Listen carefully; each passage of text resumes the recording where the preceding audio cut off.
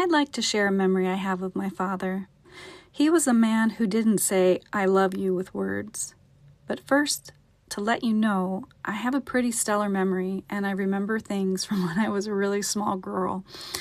So when I was small enough to fit in the bike basket on my dad's bike, I guess I was probably about 2 or 3 years old, my dad would take me to the beach on the weekends.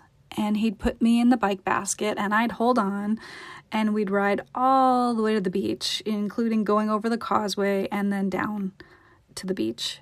And Dad would set up our beach blankets on the warming sand, and then he'd take me in his arms into the water until he got to a depth of water that he wanted to swim in.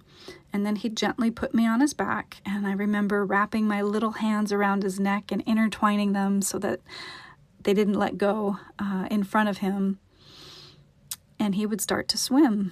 And for the most part, my head was above water, but when he would put his head underwater to swim, I might get some water splashed on my mouth, so I knew it was not the time to breathe in then.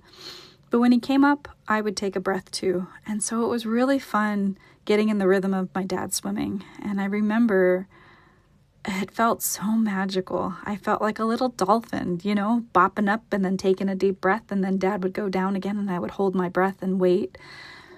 And it was just a really special memory. And I feel so fortunate to remember that memory and to have that time with my dad. Like I said, my dad didn't say "I love you" or use words like that. But when I was tiny, I felt it. I hope you have memories like this too.